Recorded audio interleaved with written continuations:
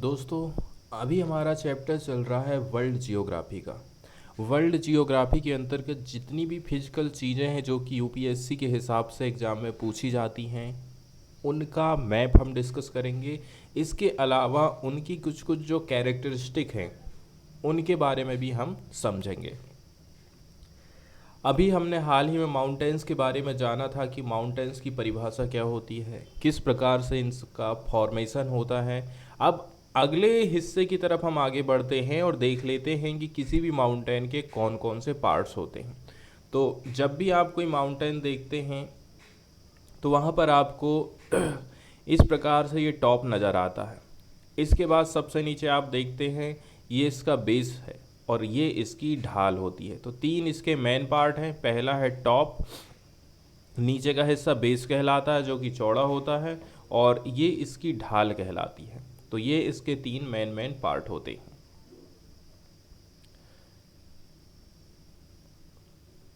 देखिए, एक हिस्सा होता है वैली का। मान के चल लीजिए एक माउंटेन ये है, दूसरा माउंटेन ये है। अब बीच का जो हिस्सा है, जो लैंड स्पेस है, इसको हम वैली बोलते हैं। फिर आ जाता है फुट। फुट की तो हम बात किए थे, जो उसका बेस है। फुट ऑफ द माउंटेन, जिसको हम बेस भी बोलते हैं माउंटेन का, ये एक ब्रॉड स्ट्रक्चर होता है। ठीक है, जहाँ पर जो लैंड मास होता है वहाँ इस स्थान से ऊपर उठना चालू हो जाता है। किसी भी माउंटेन का ये लोएस्ट पार्ट माना जाता है, जिसको हम फुट बोलते हैं। जिस ढाल की हम बात कर रहे थे उसको इंग्लिश में स्लोप बोलते हैं या फिर स्कर्ट बोलते हैं। तो माउंटेन का स्लैंटेड पार्ट जो कि टॉप और फुट के बीच में लोकेटेड है उसको हम स्लोप बोलते हैं या फिर स्कर्ट बोलते हैं। स्लैंटेड पार्ट मतलब तिरछा वाला हिस्सा। वहीं टॉप की बात करें तो जो top most part of the mountain है उसको हम टॉप बोलते हैं या फिर शीर्ष बोलते हैं।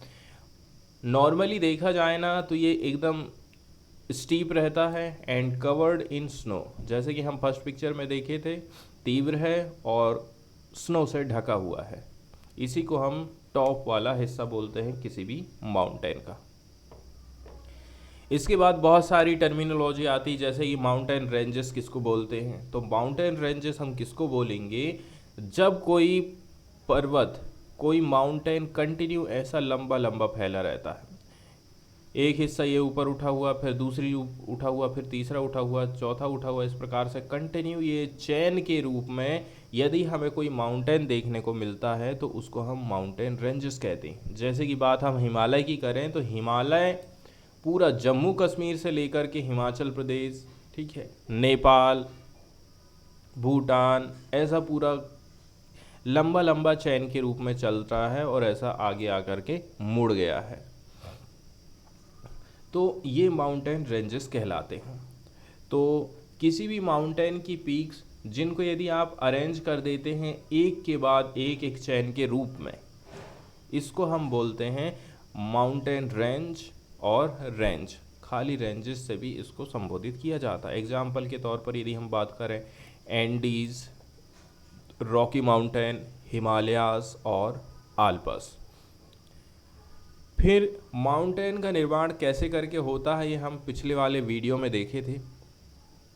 माउंटेन जिस प्रकार से बनते हैं उनकी फॉर्मेशन की मेथड से ही इनको अलग अलग टाइप में हम बांट देते हैं। इनका निर्माण कैसे करके हुआ है, हमारी जो अर्थ है बहुत सारी प्लेटों से मिलकर के बनी है। कुछ समुद्र में हैं कुछ प्लेटें, कुछ लैंड में हैं कुछ प्लेटें, और ये प्लेटें आपस में टकराती हैं और इनके टकराने से ही पर्वतों का निर्माण होता है।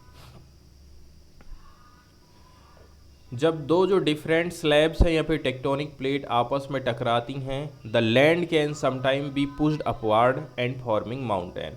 और इस टाइम में क्या होता है, उस प्लेट का हिस्सा मुड़ जाता है और वो ऊपर की तरफ उड़ जाता है। इसी से माउंटेन का निर्माण होता है। बहुत सारे माउंटेन्स आपको ऐसे देखने को मिल जाएंगे, ठीक है, अर्थ पर, जिनका निर्माण टेक्टोनिक प्लेट्स के टकराने से ही हुआ है, लेकिन इनको बहुत लंबा समय लग जाता है। 4 मेजर जो प्रकार है माउंटेन के वो आपको सामने दिखाई दे रहे हैं। पहले नंबर का जो माउंटेन आप देख रहे हैं वो फोल्डेड माउंटेन है। ठीक है, दो प्लेटें आपस में टकरा रही हैं और टकराने से इसका जो प्लेट का हिस्सा है वो फोल्ड हो जा रहा है, और जैसे ही ये फोल्ड हो रहा है तो इससे बन रहे हैं फोल्डेड माउंटेन।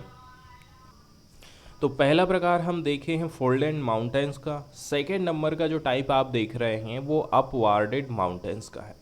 एक प्लेट ये है, दूसरी प्लेट ये है, दोनों आपस में टकरा रही हैं और बीच का जो पिघला हुआ हिस्सा है वो ऊपर उठ गया है।